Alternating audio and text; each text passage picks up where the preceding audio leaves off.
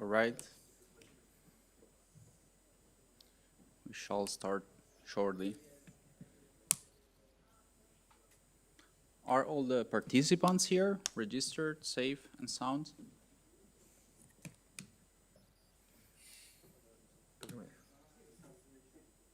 Yep. Is there anybody outside? Yes, there are some people. Okay, let's get them in.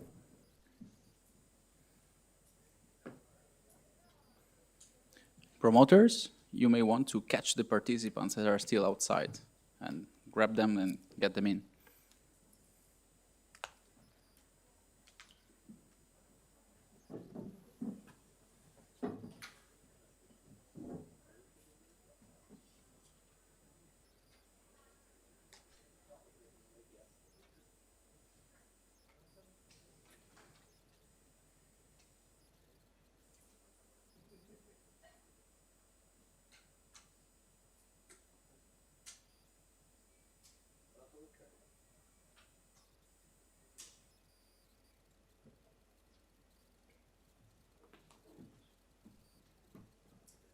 Since we are in Switzerland, we will start in 2 minutes.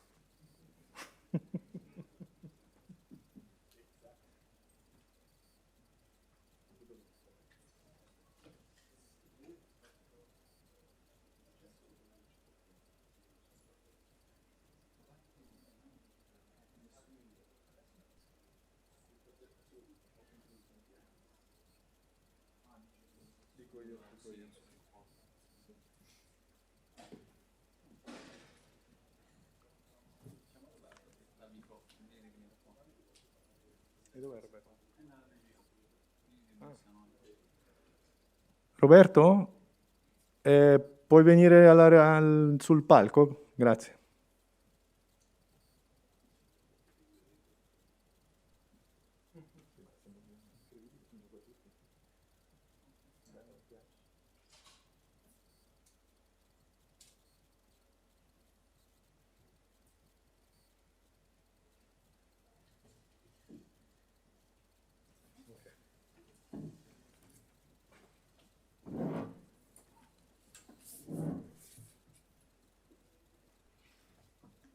Okay.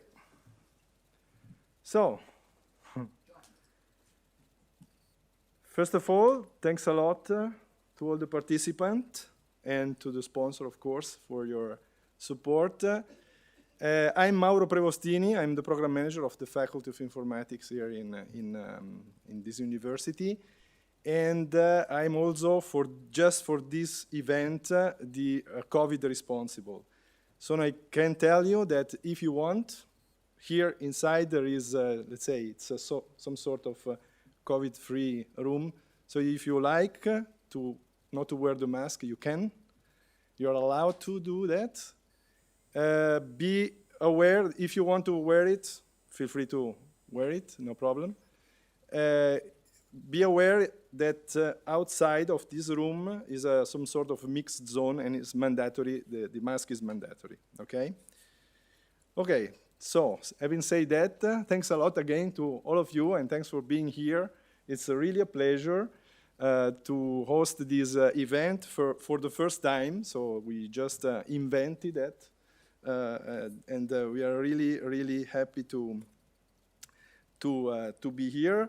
As said, I have to, of course, it's a pleasure to thank our sponsor and partner of this event, because without them, it would have been impossible to do that. They are, let's say, partner and sponsor that are collaborating with us since also a long time. So we are very, very happy that in some sort of, let's say, advanced research event like this, they are on board with us. So thanks a lot to all of them. DXT Commodities Lugano Living Lab, who is, let's say, the sponsor of the tracks, because it's let's say something related to the city, and we try to draw a little bit the Lugano Lake in the tracks and some small, let's say, building of interest, like the municipality the LAC, and so on, and the university campuses, of course. Then we have the Asler Stiftung that is supporting universities in this kind of event. DACH system that I would like to of course, say hello to Pietro Casati, and also, sorry for the XT, we have 3 representatives, Milia Pedrazzoli, we have Giulia Cappelletti, sorry, and Danushka, I don't remember your last name, sorry, it's okay. Okay, and of course Banana, and here we have the 2 representatives, Sofia Geronzi and Lorenzo Sinigaglia, that I don't see them. Okay, maybe they just left a bit and then they will be back again. Okay, having said that, thanks a lot. I hope you will be, you will learn something from one side, and you will have fun during these 3 days. And right now I want to give the word to Andrea Stocco, Dr. Andrea Stocco, that is basically the mind of this event. 1 year ago, he came to my office saying, we have this small donkey car, we have to do an event because we cannot not do that. And so please, Andrea, it's a pleasure to host you and to give the introduction. Thank you.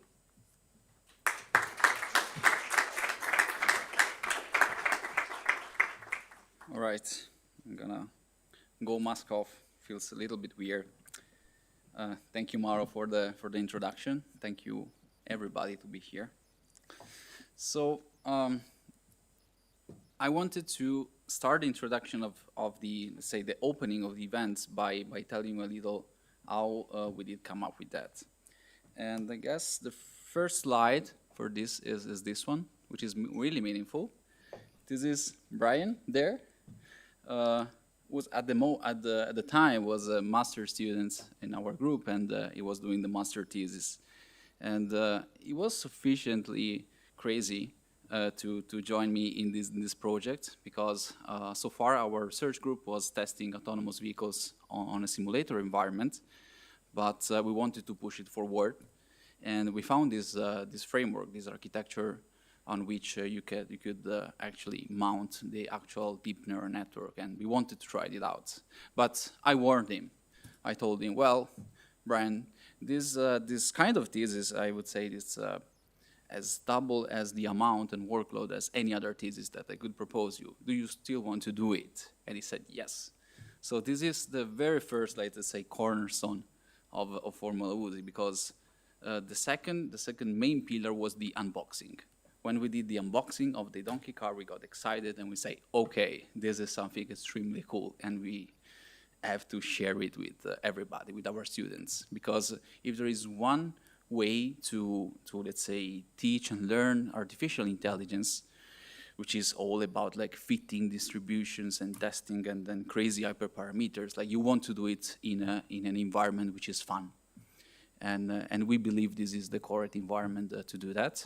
Because you know, autonomous driving is something that it's out there on the street and is going to be even more. So why not learning something about it during an hackathon? So therefore, competing with each other.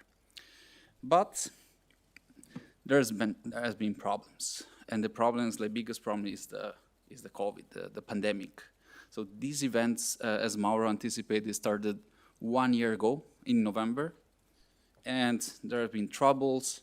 We postponed it several times. There were times in which we're not sure about doing it anymore.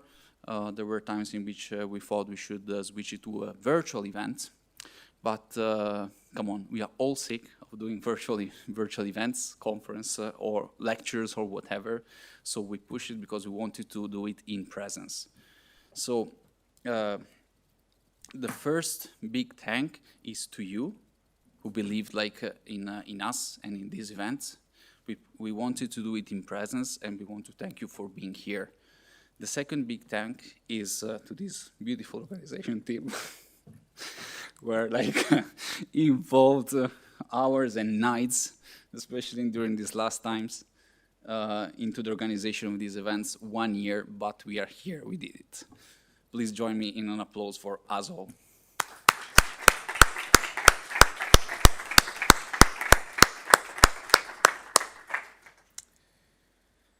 What are we going to do? What are you going to do? Well, for those of you who did the assignments we assigned, the challenge is pretty simple to say, not so simple to implement, if you will. So essentially, we are asking you to implement a self-driving car by using artificial intelligence. With artificial intelligence, we are going to use supervised learning. That means the car is going to learn how to drive on the track autonomously, yet learning from a training set of examples. And the training set, you should collect it. So if you will, you got to be an interdisciplinary participant. You have to be a good driver, you have to be a good scientist, you have to be a good engineering, a good software engineering, debugging, exploring. And this is it. We believe for the very first edition, this is already quite challenging, and we are happy to see so many teams to be here. As you've probably seen, the training track is just behind you. It's this big mat, 10 times 7 meters, 70 square meters of fun. And given the city of Lugano is sponsoring us with this event, we decided to make the track resembling the city of Lugano somehow, and we tried to put some visual landmarks that are interesting for us: the university, the newly Campus East, the old, so to say, Campus West, and so on.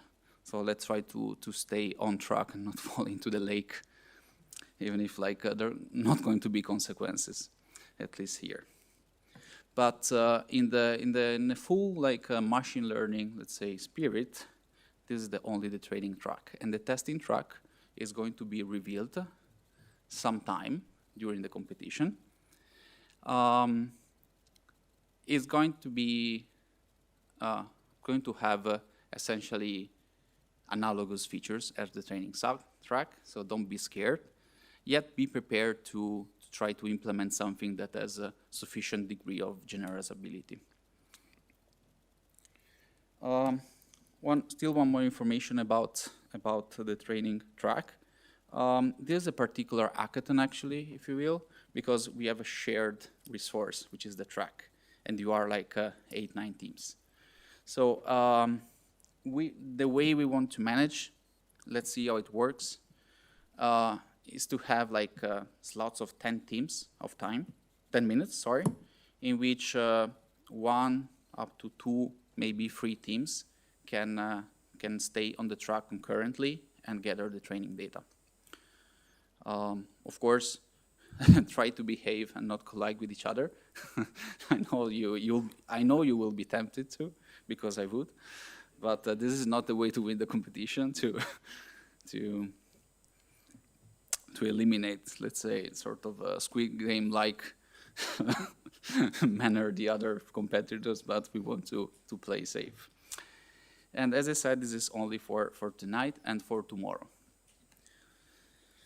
During the racing, the testing track will be accessible to 1 team at a time.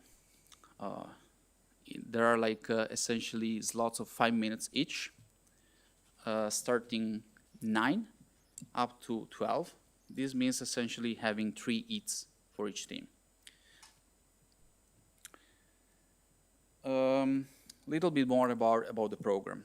So this is about today. We are doing the opening at the moment, and just after this talk, we're gonna have the first keynote of the event. After that, we can cool off a little and have a nice social time, which we can get to know each other. You can get to know your teammates if you don't know them already. But after that, when we'll be sufficiently warmed up with the Apero, we thought that we can do the car assembly, so start the real event, the real competition, but the car assembly is going to be guided by Brian. So Brian has a desk like there. It's going to be in the middle of the scene, if you want, and he has some slides. So we are going to do the assembly together, so that all the cars are assembled correctly and fully functional, so that maybe started tomorrow, you can start the AI part, if you will. And this is essentially what we are going to do for the whole tomorrow, starting the morning. You have time for training, testing, reiterating, with a couple of breaks, one for lunch and one for dinner. These social times, lunch, dinners, and aperos, are in a separate room that is just behind us, behind this room. It's adjacent. And that's it. Thanks to our sponsor. Thank you again. We can offer you free food for the whole duration of the event. That is something that we like. And we also quite good food, because Casa Emilia is a partner of us. We often go there for eating, and they do homemade food, and it's quite delicious. But the main events, the main highlights will be on the Sunday, because on the Sunday morning are going to be the actual races. So all the training, fitting, hyperparameter tuning should be done on Saturday. On Sunday, you are no more allowed to change anything, because you can quite, let's say, tune the hardware, recharge the batteries, have everything ready, because starting 9 are going to be really heated, like a time race session. And okay, one thing I should tell you is, like, we are going to live stream the event during the Sunday, so people who unfortunately couldn't attend, they can still be with us. So just as a disclaimer, if you are in this room, you also give your implicit consent to be streamed. If there are like complaints about that, feel free to tell us. And after the races, actually, it is the actual time in which you can cool off, because for you the event would be almost over, because there is the lunch, and during the during this lunch break, the judges are going to get all the scores and decide the winners. In the afternoon, we are going to have other social events and other keynote from Ilya Shimshik, who does autonomous racing for a living. So what you do small scales, he does full scale. So it's going to be interesting. And then we are going to have a panel of experts, meaning like 4 people seated here debating about autonomous driving and artificial intelligence. We're going to have researchers, we're going to have a pilot, we're going to have this guy who does autonomous racing, and we're going to have an expert in artificial intelligence. After that, finally, it's gonna be the moment in which we award the winners, and once again a closing apero to celebrate them. Is everything clear? Are there any questions? Yes. Do you have a set track time of your own team, or Sorry, say it again. do you have a time with your own model or car on the track, or is there any record set already? Yes. Yes. More info in the following slides. So we have a dedicated Wi-Fi. Feel free to connect to it, because this is the best option, especially from the donkey carts. The Jetson Nano on the car is already configured with the environment and the operating system. It has an IP, static IP, that connects to the network. It's always the same, so you can SSH to it. What are you going to receive for the event is a full donkey car kit, comprising of the brain of the car, the Jetson Nano, on which we installed pretty much everything that you need already. Then there are like some miscellaneous, some screwdriver, which you're going to need for the assembly mostly, or for the repairs. Let's hope you won't need it for the repair.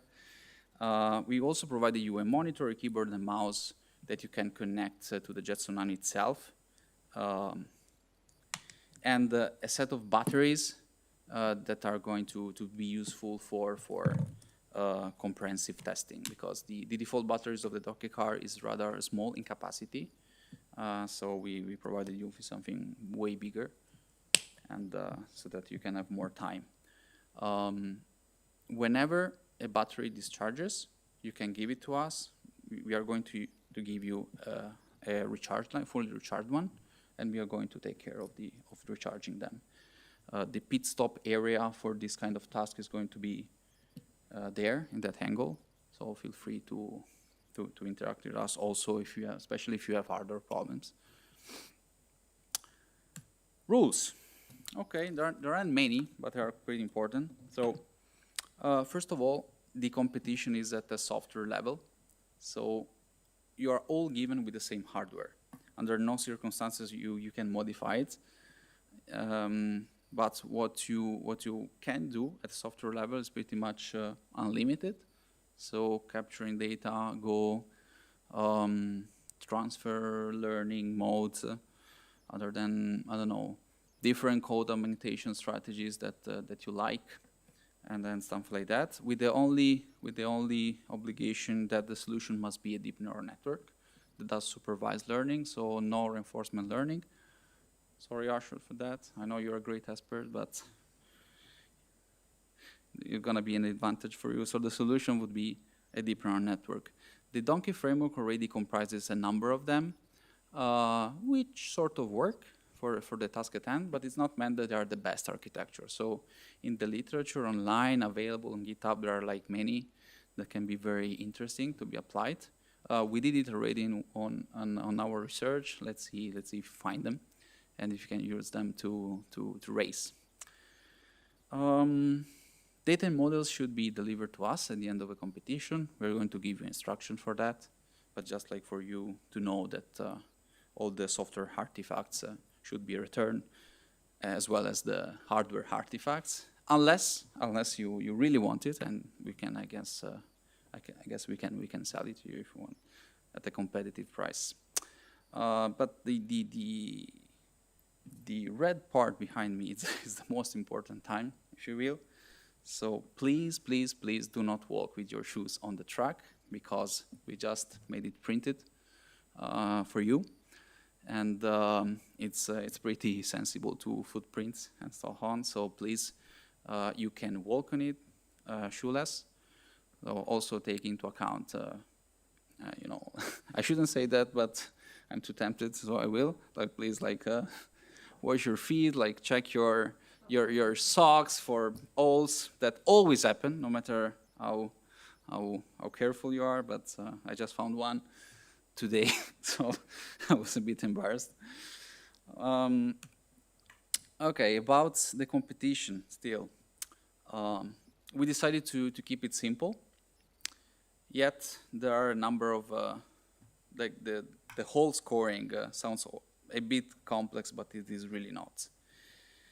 The team who can race the fastest wins.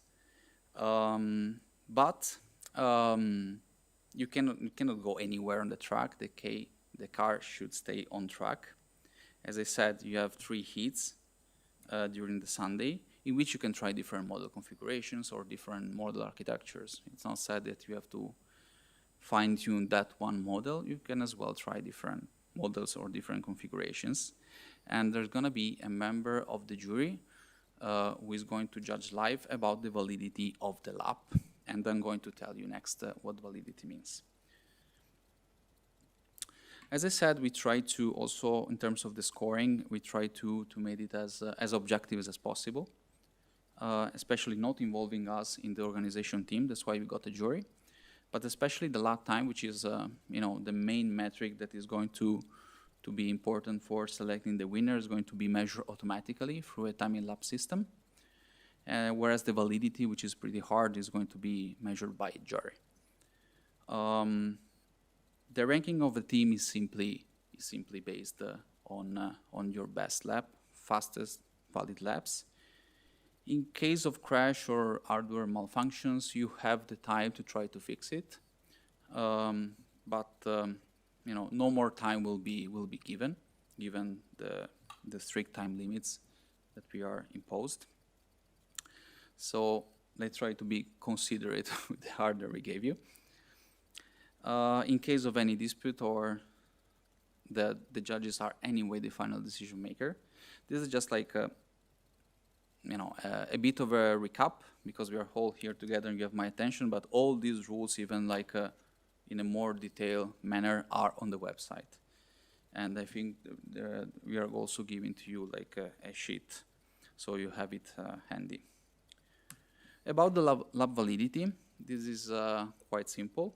If the car is on track for the whole, let's say, lap, that lap can be counted as valid for the ranking, as long as there is at least one of the wheel on the track. So we are giving you actually quite a lot of freedom to go with crazy trajectories, because at the end of the day, the fastest lap wins. So you are encouraged to be fast, but also precise, with quite a big threshold for failure. But if the car goes out at any moment in the track, that lap is invalid. So what I'm expecting is that you turn off the car will go autonomously, can do one lap and is valid. The second lap goes out, that lap is invalid. If the car keeps running autonomously, you can let it go, or you can turn it off and reposition it on the track in the 5-minute slots. So this is pretty much what is going to happen. The members of the jury are this one. Given the task, the demanding task we are asking them, they're going to be free and they're going to be alternating. There are people from our sponsors and from our institute. But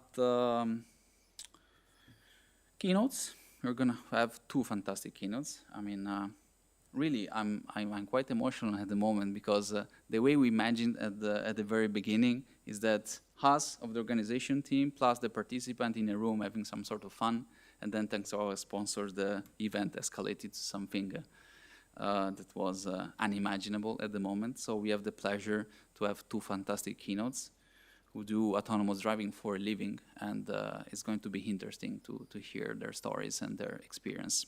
Maybe it's going to be useful for the competition itself. Maybe like they're going to give us some secret highlights. Or, as I said, there is another panel on Sunday. As per, we are going to debate, and we want to make it as controversial as possible. So it's going to be also fun. Well, I'm right on time. So I guess now I should stop talking, and I give the word back to Mauro, who is going to introduce us our first speaker. Thank you.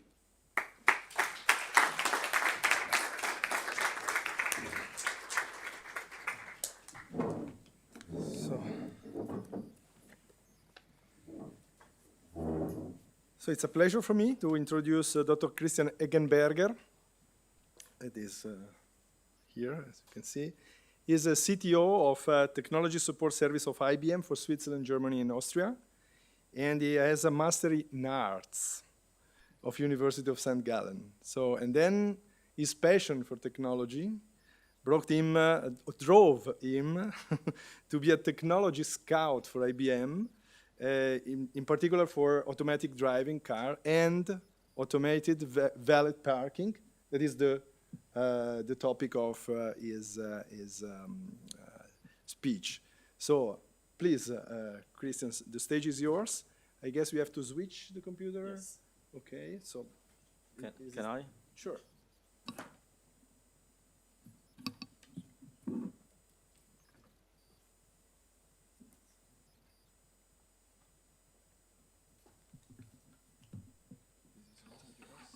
No. Just need the HTML. Oh, yes. No. Yes, it is. Yeah.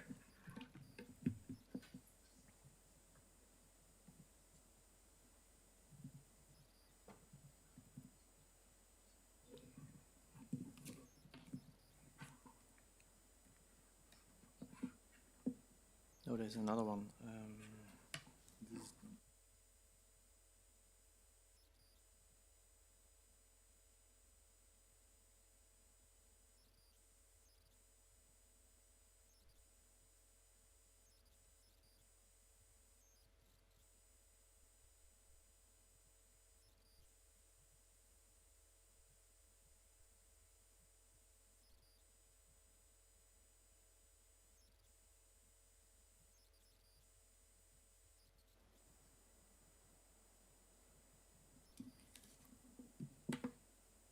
It should switch. It worked before. It's a demo effect. Demo effect? Murphy's Law? Oh, it is, it is, it is. All right. Buongiorno tutti. That's my only Italian. I'm very flattered that I can be here tonight or this evening. The night is long. And I will ask Andrea after my keynote if he thinks it's still fantastic, because I think it's a little bit provocative, might be, from the experience we have. I start with a fairy tale, automated valet parking, a Cinderella or an emerging princess. Can you hear me, by the way? Okay. So can you still remember the fairy tale of Cinderella? I trained that. Cenerentola, okay.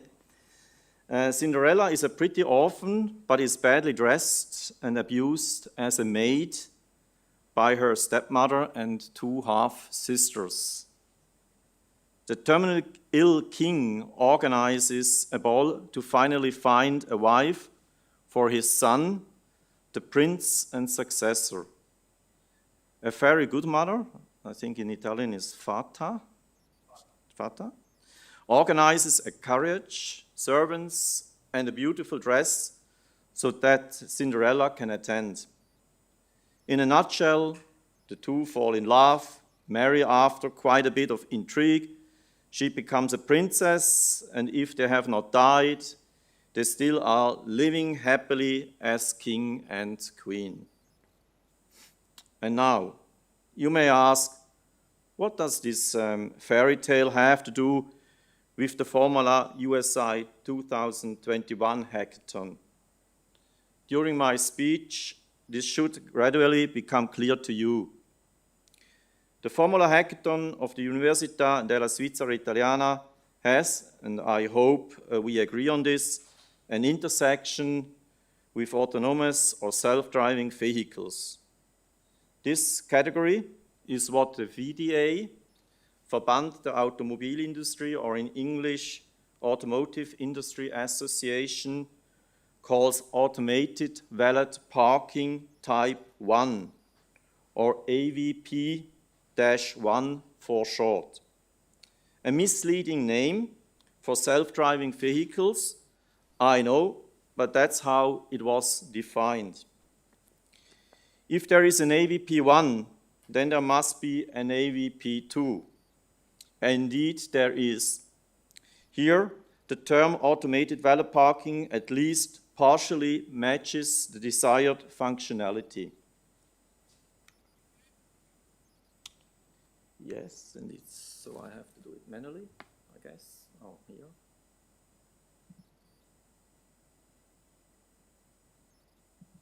Oh, okay. So in self-driving cars, what you are doing of automated valet parking type 1, the entire intelligence is in the vehicle.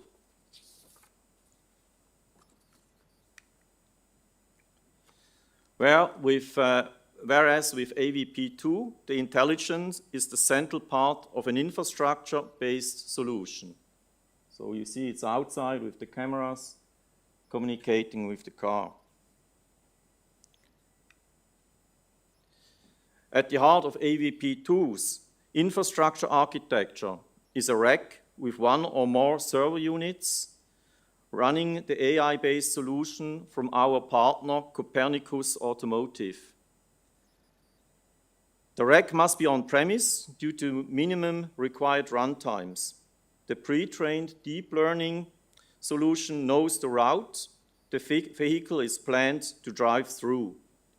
Via a LAN, IP cameras installed along the route provide image data that is matched with odometry data provided by the vehicle to optimize the trajectory.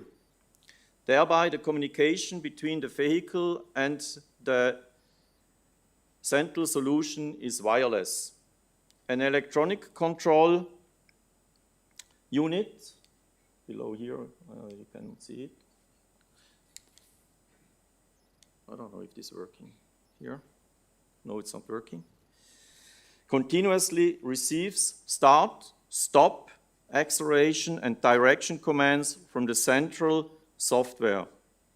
An outstanding feature of the Copernicus Automotive solution is that it can detect objects in front of, next to, or on top of the vehicle and act accordingly.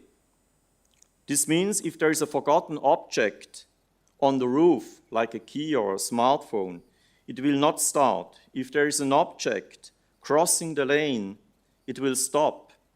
If there is an immovable obstacle that was not present during training, it will calculate a detour route as opposed to a sheet of a paper or a bottle of water, which will be driven over. Copernicus Automotive has already demonstrated several times how their solution works. The following video gives you an insight into how the solution performs. The video was shot about 18 months ago by Goldbeck in the parking garage of the Technical University Braunschweig. Goldbeck builds about 70% of all parking facilities in Germany.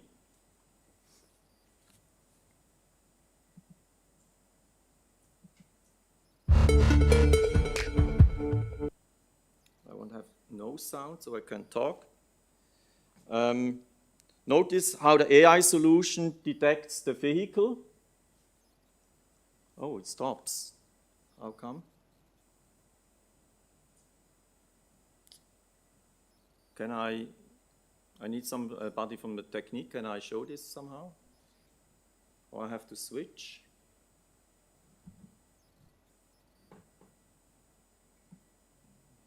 Or else I tell it. Oh. You have two different Mm-hmm.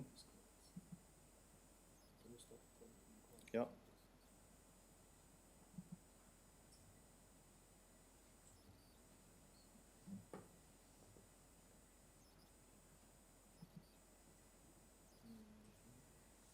I have to switch the screen. Probably yes. Or if you have to end the slideshow, then you go back again. Yeah. It's okay. Then you start the, what is the Here. this one? Maybe we have to. No, but the problem is that is a second. Wait. Sorry about that.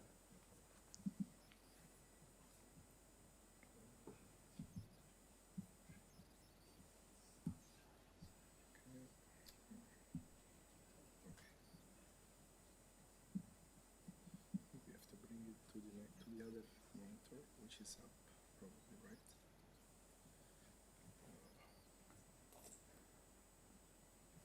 Nice. On the right, ok.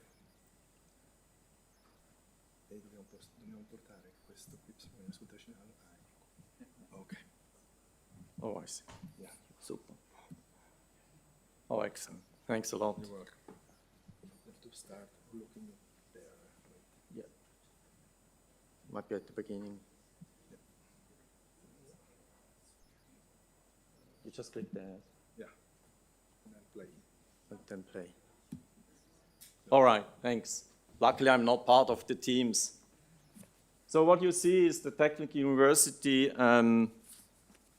parking facility, and the driver gives the command, park the car. You see the cameras installed on the top, and you see now actually the CEO of Copernicus Automotive, who is looking on his smartphone. By the way, he just became daddy. Quite crazy he's doing that. He trusts his technology. And the car is parking. And then the driver is coming back, gives the command again, and the car is returned to the driver. But by the way, this installation is not integrated with any back-end systems, such as barrier or billing systems. So it's just a demonstration. Okay, I think we can switch again. Can we switch again?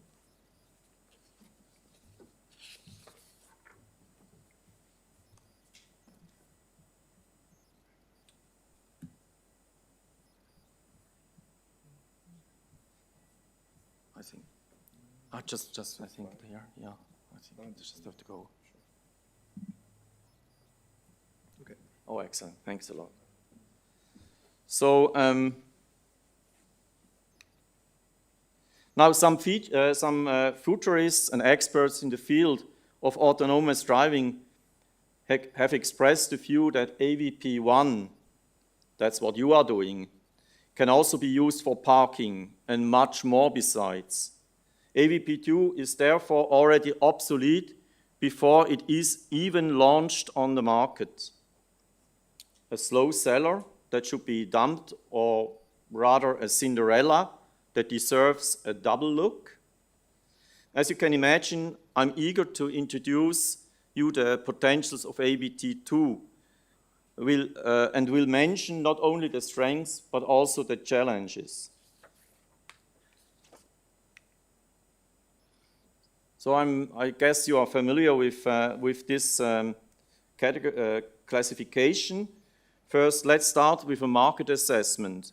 For this purpose, I want to use the 6 levels of assisted and automated driving defined by the Society of Automotive Engineers, SAE. Level 0 includes assistance systems that trigger warnings when, for example, an overtaking vehicle is in the blind spot. Vehicles with level 0 up to and including 2 have functions that support the driver.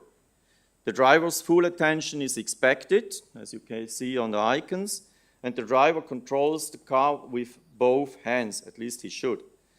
Cars with level 3 and above increasingly have features that enable self-driving. Level 3 and 4 functions can only control the car under certain conditions, such as in traffic jams or restricted areas, and only work when all the defined conditions are met.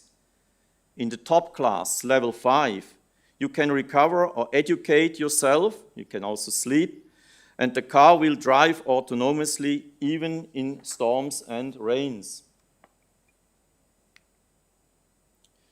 Most registered cars are classified as level 0, if at all. Older vehicles, such as classic cars, do not even reach this level. Now, what kind of vehicle on level 2 and higher are available today? Whereby I would like to note right away that some remarkable representatives of different stages will be mentioned, but there is by no means a claim of completeness. There is Tesla, of course, which has shaken up the car market quite a bit in recent years. At the beginning of 2021, the CEO, Elon Musk, announced that Tesla would reach level 5 with the advanced driver assist system in 2021. Tesla representatives have since commented that it is unlikely that autonomy level 5 will be reached by the end of 2021. In reality, Tesla has registered its vehicles as level 2 cars at the California Department of Motor Vehicles, DMV, even though the vehicles are of higher level. This lower classification is probably of tactical reasons, so that Tesla can easily collect more data for the further development of the autonomous system.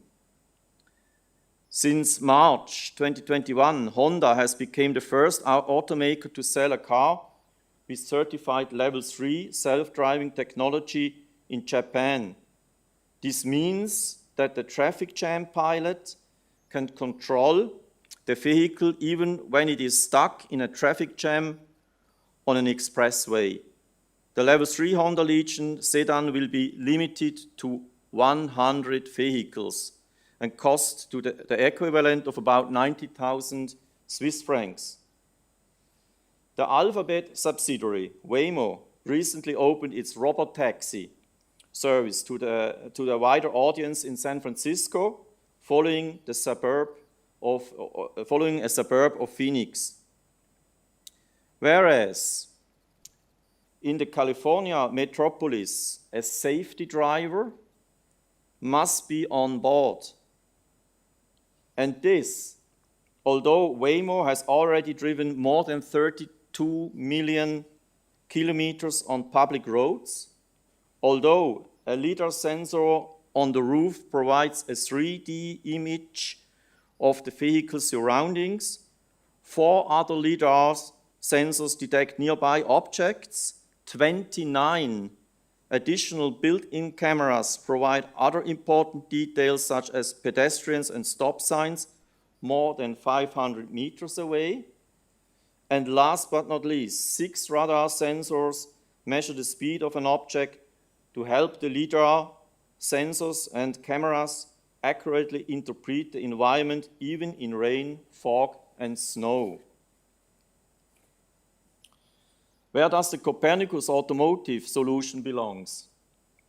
The founder of the startup see themselves at level 4. However, according to their own judgment, they will never reach level 5 because the solution is intended for a predefined route. So it's not all in any condition can be fulfilled. Let's make a rough estimate to be able to approximate the use of autonomous driving cars on level 5 in the coming decades. According to Hedges and Company, there are about 1.446 billion cars registered on our planet, a number I hold constant as there are too many contradictory influences that are difficult to estimate. Under the slogan, rather roughly right than precisely wrong.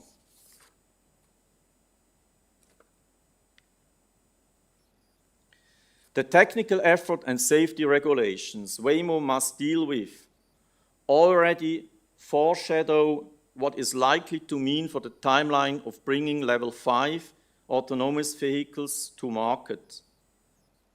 Todd Littman of Victoria Transport Policy Institute writes in his just released report and presentation to the UK Parliamentary Advisory Council for Transport Safety that in the 20th and 30th, autonomous vehicles are likely to be too expensive and limited in capabilities. As a result, level 4 vehicles are expected to be used initially in robotaxis and car-sharing services. It will likely take until 2040 for most middle-income families to purchase reliable and affordable autonomous cars. For lower-income households, it will take even longer. Benefits, costs, and transportation impacts are uncertain. Net benefits are likely to be lower than optimists predict. Under current policies, autonomous vehicles may increase total vehicle traffic by 10 to 30%, leading to additional congestion, new pollution, and novel accident risks. Todd Littman calculates, in the more favorable case, predict that it will take 3 to 4 decades before there are more level 5 vehicles on the road than lower rated vehicles. By the way, Todd bases his calculation exclusively on level 5 because it is required for most of the benefits such as independent mobility for non-drivers, autonomous freight delivery, and autonomous cab and public transit services. Now holding the number of registered cars constant at 1.466 billion, that would still leave 729 million vehicles at level 4 or lower in 2060. What are the potentials and challenges with AVP2? We pursue 4 main use cases, with assembly plants as the starting point and parking facilities as the king class. In large OEMs assembly plants, 1,000 or more drivers are involved in 2-shift operations to drive vehicles after passing the test stalls to the huge intermediate parking lots, which can be more than 1 kilometer away. In addition to these potential savings by implementing AVP2 outside the production halls, there are additional opportunities to automate production processes and make them more flexible, especially with the assembly of zero-emissions electric vehicles. For example, cars in need of rework can be moved to the appropriate workshops automatically rather than by a driver, and tracked systems can be avoided as well through an AVP2 solution. Oh, I think I missed here something. In expensive investments in pallet and conveyor belt systems can be avoided as well through an AVP solution. Moreover, such a move can make production more flexible. This is because, on the one hand, AVP2 can serve more platforms than classic conveyor belts, conveyor systems. For example, electric vehicles are more heavy because they are already in production after the marriage. They already include the batteries. So AVP can serve more platforms than classic conveyor systems. And on the other hand, shift operations can be expanded or downsized in case of temporary order fluctuations. Vehicle distribution is another interesting use case. That's the second one. This includes loading onto car-carrying trains, as well as moving vehicles to and from roll-in, roll-out, so-called ro-ro vessels. In Port of Bremen, there are distances of up to 8 kilometers that must be covered. In the process, cars are sometimes said to be lost or be stolen, which could be tracked with an AVP2 solution. Car importers, for example in Switzerland, AMAG, and this is the third use case, we've installed AVP2 solutions, can have cars automatically sent through a car wash, or in the case of electric vehicles, automatically charged. As mentioned in the title, the pinnacle is the fourth use case, the actual valet parking in parking facilities. There are several reasons why this use case represents the crowning. Among them are an ecosystem with many stakeholders that need to be involved. These include OEMs, for example, Volkswagen, Ford, etc., first-tier suppliers like Bosch and Continental, AVP2 providers, parking garage operators, barrier and billing system vendors, or financial institutions. Second, the key OEMs, first-tier suppliers, and the AVP2 providers that need to agree on a standard so that through interoperability, a certified AVP2 solution can move the vehicle of all OEMs that have committed to the standard. Third, the highly available and efficient operation of the AVP2 solution in hundreds of thousands of parking garages spread across the globe, which requires a standardized, highly scalable and flexible cloud architecture. Finally, customers must have confidence in the solution, as well recognize the added value of an AVP2 service. On the previous slide, I mentioned why an international AVP2 standard that ensures interoperability and is supported by stakeholders with market relevance is so critical.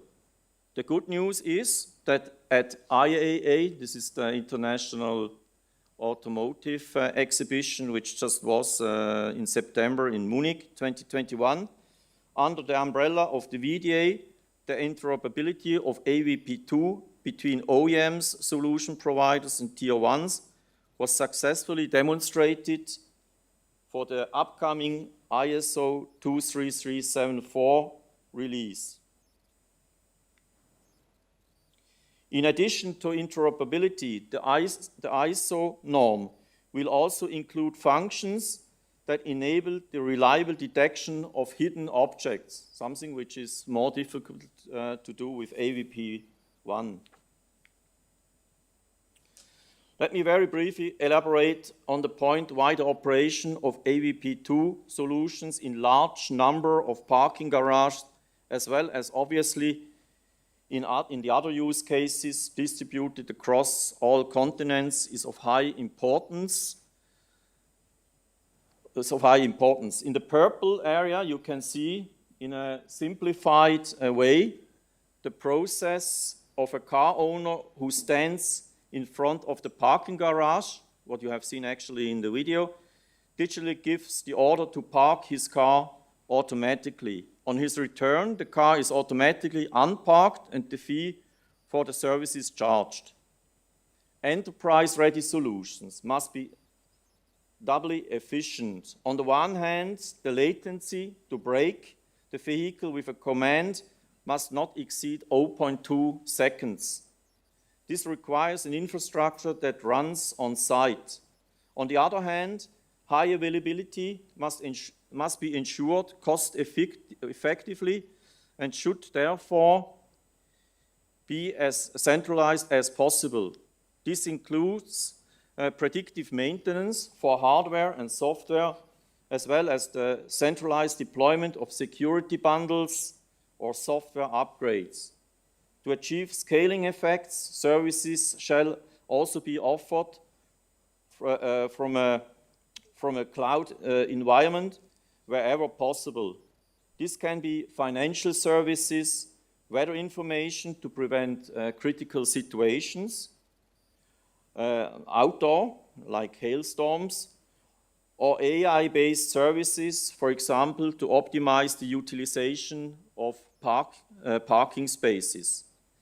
So the hybrid cloud platform components you see below enable to reach all the diverse objectives.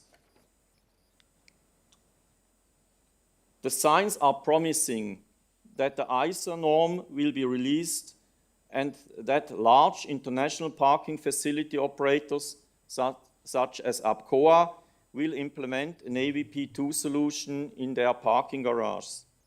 The table below shows why parking lot operators as well as vehicle distributors are likely to prefer AVP2 or over AVP1 AVP1 for safety considerations, but also for space optimization reasons. A survey with 102 participants conducted by IBM at the automotive exhibition in Munich showed that 46% of all respondents would be willing to spend 1 to 3 euro for an automated parking process in addition to the parking fee, and another 25% even more than 3 euro. Of course, there are also some challenges to overcome when introducing AVP2. For example, electronic control units built by Continental, Bosch, and others that comply with the ISO norm must be installed in a massive number of cars. It is not easy to estimate how many years this will take, even in the case of AVP2. It can be assumed that also here luxury cars will be equipped first. However, the introduction period will most likely be much shorter than for AVP1 for autonomous driving at level 5. Particularly in view of the use cases described, AVP2, our supposed Cinderella, deserves to be regarded as a future princess. Let's hope that she will still be alive in the 40s of this millennia. Thank you.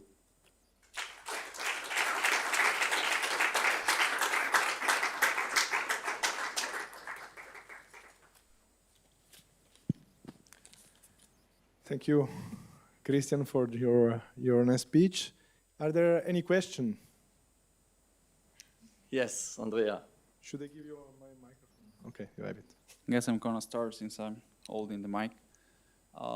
Thank you very much for this presentation. It's been very insightful. I'm also thinking that it makes more sense to make the individual vehicles more complex and invest in the infrastructures. But some criticality that I see with this infrastructure is that it's very prone to attacks. Like you said that the car is going to react pretty much to anything that moves or doesn't move on the street. So, in AVP2. Yes. So isn't it prone to false positives for sure? Like how would you plan to reduce them to an acceptable limit? So if I understand you correctly, you are asking if this if we have more security issues with AVP2 than AVP1. I feel like the car disengaged for no reasons, or for no imminent accidents or danger. Well, as I said, in AVP2 you have predefined routes, right? So we are talking about might be 2, 3, or even 8 kilometers in the case of Port of Bremen. So it's very much under control. That's why I only can reach level 4 and never level 5. And actually your statement is very good for IBM, because I think that's our key area, and to make sure that this kind of security breaches will happen. Because it is a problem, of course, and it's also, the question comes up, and I think that's also with AVP1, GDPR questions, because in the park environment, you have so many cameras, what do you capture? Which actually, at the end, car is parked, everything will be deleted. And I mean, AVP1, you also, as we know, we have some, might be some problems over the air. So yes, there are issues which have to be taken very seriously, and I think that's also a reason predictive maintenance and security solutions have to be implemented. And it's always a concern, for example, in case of OEMs, as soon you implement this kind of solution within their plant, and you tell them, we would like to analyze the network data and so on to make sure that the systems are as reach the availability requirements you want, because you can imagine if cars are stopped, this has a huge production impact or if a car in a park house stops on a ramp and no other car can be parked, we have a real issue.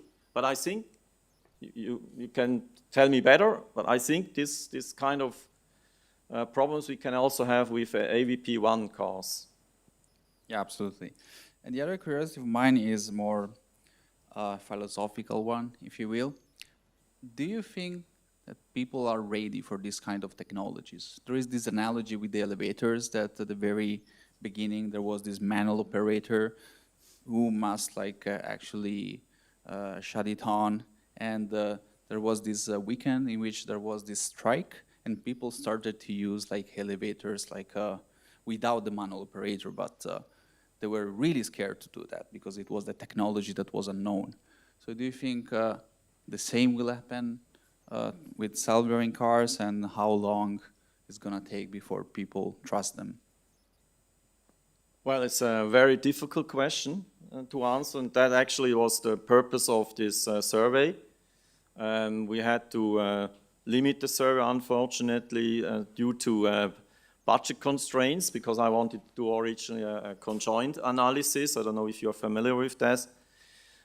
Because I found out through the discussions, people under certain circumstances are very much willing to pay an additional fee. For example, you are a businessman, you are unfortunately in a traffic jam, you don't have enough time, you are in a bigger city where you in average have to drive around for 15 minutes until you find either a parking spot, or you have to wait in front of the park house until there is a free space for you. There are other areas, for example, in nighttime.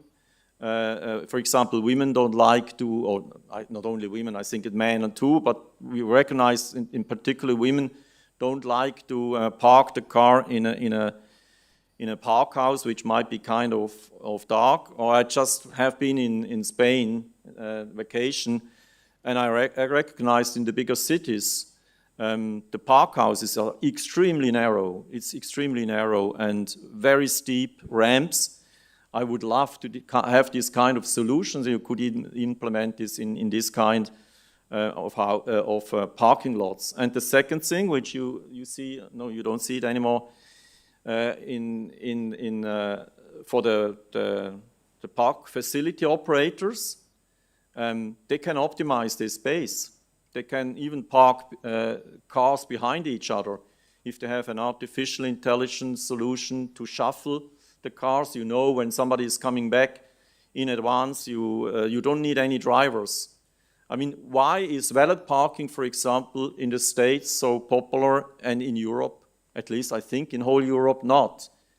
I think at least in Germany and Switzerland, probably some other countries in Europe, the car is the baby of the family. Don't touch my car, yes? So in US, and might be also in Spain, okay, it's a tool. I drive from A to B. It's not so important if there are some scratches. But I think that's another advantage AVP2 could bring. And I think it's not AVP1 against AVP2. I think AVP2 can be an important milestone on the way to AVP1 as well. Other question? No questions? Oh.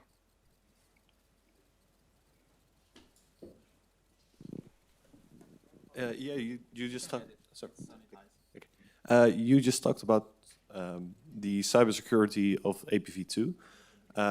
Another more maybe philosophical question or cybersecurity related. Giving away control of your autonomous driving vehicle to some other piece of AI might lead to some backdoor tricks for either another piece of AI or hackers or whatnot. How do you view this as a problem for this possible solution? It's an excellent question. Actually, at the IA exhibition, where all the OEMs I think they were listed on one of the slides. Mercedes-Benz actually communicated first with their cloud. If this car is really permitted to drive with another artificial intelligence solution this certain route. So this will be, to my knowledge, also implemented in the ISO norm. There are some optimization potential. It's a little bit a slow approach, but Mercedes-Benz already implemented this part. Their cars are also blinking a certain pattern to make sure that via the cameras it is detected this is really the car we now will control. Yeah, I think that's the answer to your question. More questions? Yeah.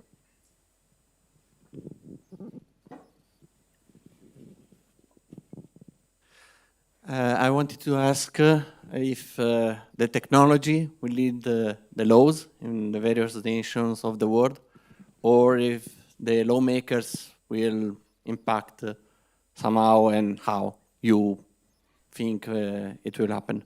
So can you repeat? The interaction between the technology, Yes. and the makers, Yes. and the lawmakers. So the laws and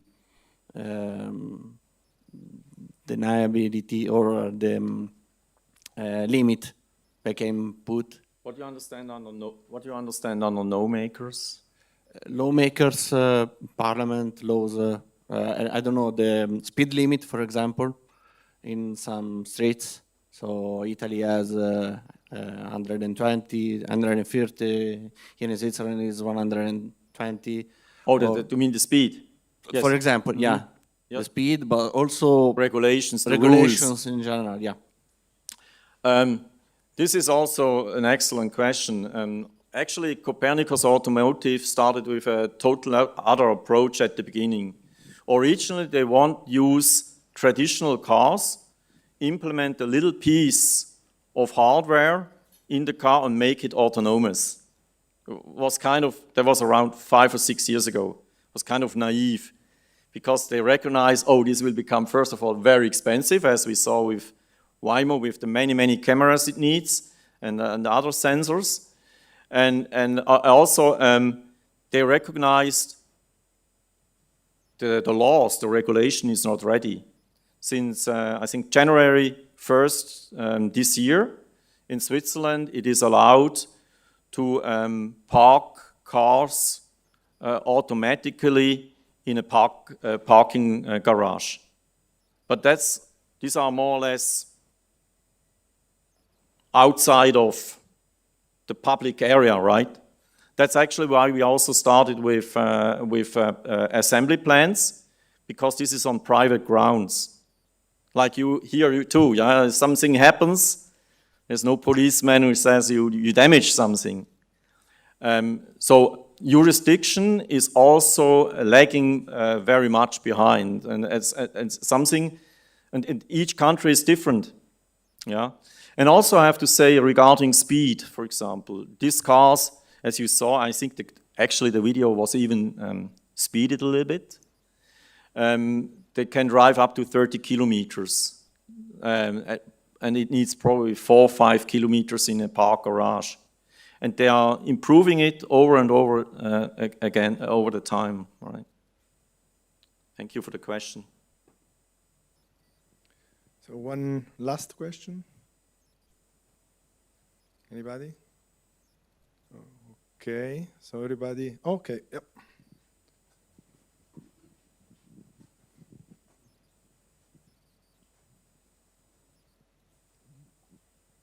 Thank you.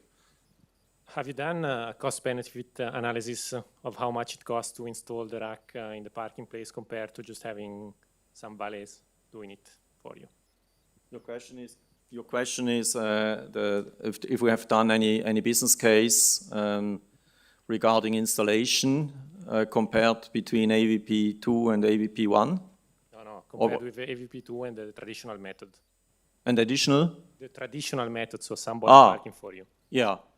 Well, the startup company always says it costs 50,000 Swiss franc per facility, which I don't like to hear so much because it's there are so many parameters beside that, like distance, how many floors, how narrow it is, and so on. And we are, or in particular, the startup company is still in heavy development. They changed, for example, right now the architecture again. As I said, the latency requirement of 0.2 seconds requires that you have servers on premise close to the happening, the event. And they want to put more and more into the cloud to make it also less expensive. So I think, and also they explore to find even cheaper cameras. The cameras at the moment they are using, they are really inexpensive one of 100 to 90 Swiss francs. And they try to even find cheaper, reliable cameras. So this is more from the infrastructure part. But what we don't really know at the moment, because we are not there, is how much it will cost to operate a reliable, redundant environment. And of course, this has to do with economy of scale as well, right? As more park houses you can manage in a centralized environment, less expensive it becomes. But AVP1, that's why I ask. In AVP1 case, they say at least the next 20 years, each mile, a mile is I think 1.7 kilometers something, will cost additional $2.50 because the technology is so expensive. So that's why I think robot taxi and car sharing options are probably the way to go at the beginning in AVP1. And probably the OEMs will provide this part for free because they are looking for new streaming business. Volkswagen, for example, said they would like to charge for autonomous driving €7 per hour. So you don't have to pay extra for this part, but you have to rent it or to lease it, so to say, or to, yes, when you want to drive autonomously.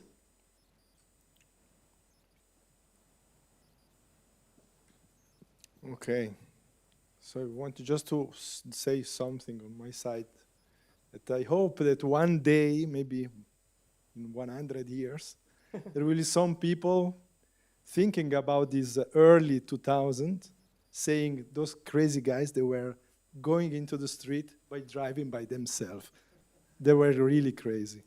So that means that probably they reached level 5. Okay, having said that, I would like to thank Christian for his speech.